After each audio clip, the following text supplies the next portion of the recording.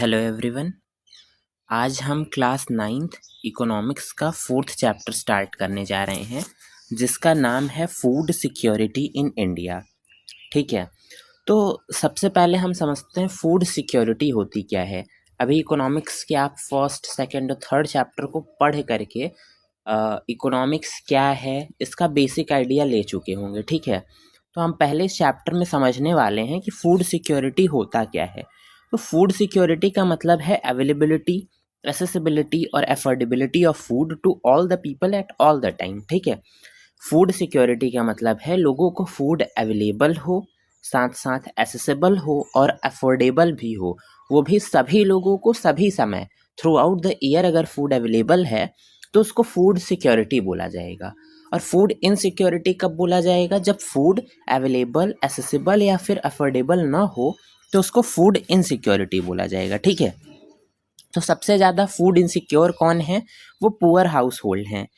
और गवर्नमेंट क्या करती है? पब्लिक डिस्ट्रीब्यूशन सिस्टम, जिसको कि फेयर प्राइस शॉप बोला जाता है या फिर राशन शॉप बोला जाता है, या आप अपने विलेज लेवल में उसको कोटा के नाम से जानते होंगे। उसके थ्रू फूड ग्रेन्स का डिस्ट्रीब्यूशन करने का काम गवर्नमेंट करती है।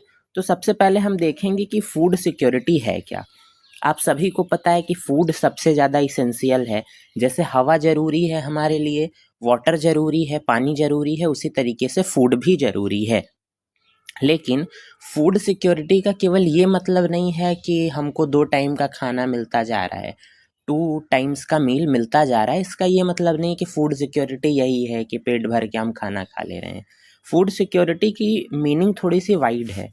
फूड सिक्योरिटी में 3 टर्म्स आते हैं: अवेलेबिलिटी, एसेसिबिलिटी और अफोर्डेबिलिटी। ठीक है, अवेलेबिलिटी का मतलब है कि कंट्री में फूड का प्रोडक्शन हो रहा है, कंट्री में फूड का प्रोडक्शन हो रहा है, साथ साथ कंट्री में फूड का इंपोर्ट भी हो रहा है, और साथ साथ ग्रेनरीज में प्रीवियस ईयर के स्टॉक भी रखे हुए हैं।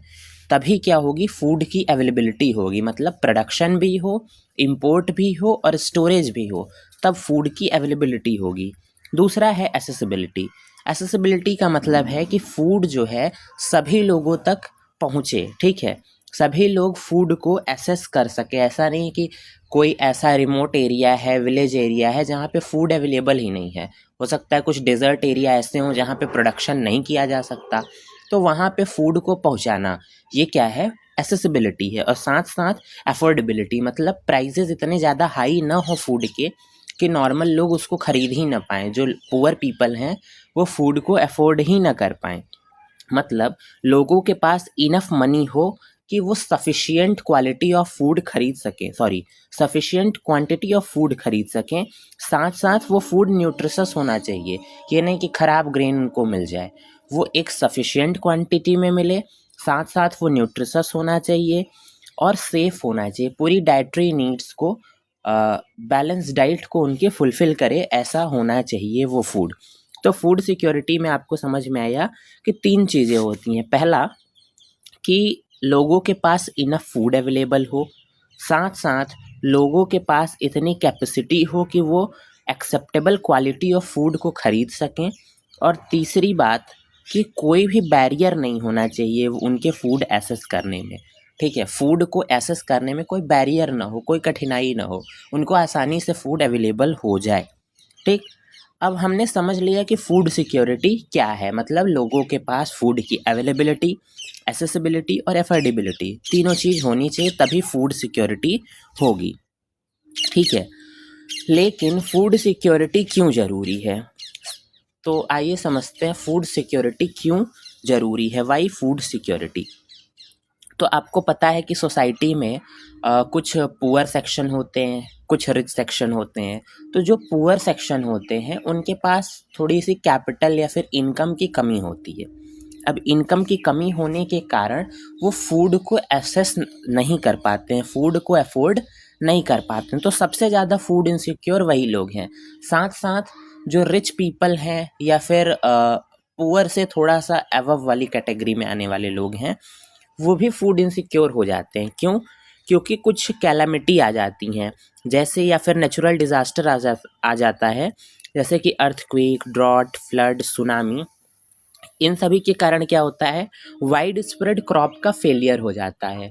ठीक, क्रॉप जो है डिस्ट्रॉय हो जाती है। इस कंडीशन में अगर कभी ऐसी कोई आपदा आती है जब क्रॉप्स डिस्ट्रॉय हो जाती हैं, उस केस में क्या होता है, फूड सिक्योरिटी का जो ज़रूरत है वो समझ में आने लगता है, क्योंकि उस केस में जब ग्रेन्स प्रोडक्शन नहीं होगा तो ग्रेन की सबसे ज़्यादा लोगों को ज़रूरत होगी।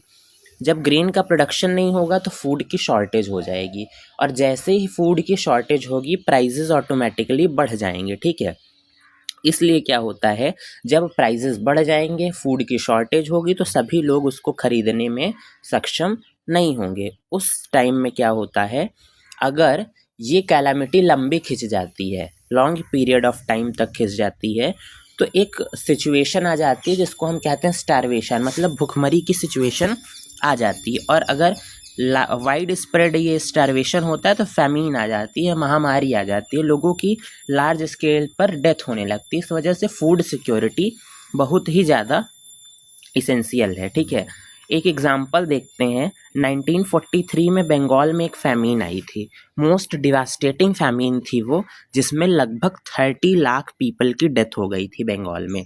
तो ऐसी सिचुएशन ना आए, ऐसी सिचुएशन से निपटने के लिए फूड सिक्योरिटी बहुत ज़्यादा ज़रूरी है। ठीक है, ये जो टेबल वगैरह में दिया है उसको आप खुद रीड कर लीजिएगा। अगर कोई प्रॉब्लम होगी तो आप मैसेज करके पूछ सकते हैं हमसे। इसके बाद हम देखते हैं कि फूड इनसिक्योर कौन है। ठीक है, हु आर फूड इनसिक्योर। तो अभी हमने समझा कि फूड सिक्योरिटी क्या होती है और फूड सिक्योरिटी ज़रूरी क्यों होती है। अब हम इसके बाद देखने वाले हैं हु आर फूड इनसिक्योर। ऐसे कौन लोग हैं जो कि फूड इनसिक्योर हैं। तो large number of people India में फूड सिक्योरिटी या फिर फूड इनसिक्योरिटी से बहुत ज़्यादा अफेक्टेड हैं। जैसे कि ऐसे लेबरर्स या फिर लैंडलेस पीपल जिनके पास बहुत थोड़ी या फिर लैंड नहीं है, वो as a casual labour, traditional artisan, traditional service provider, self employed workers, इस तरीके से वो काम करते हैं। ऐसे लोग जो हैं सबसे ज़्यादा वल्नरेबल हैं फूड इनसिक्योरिटी से।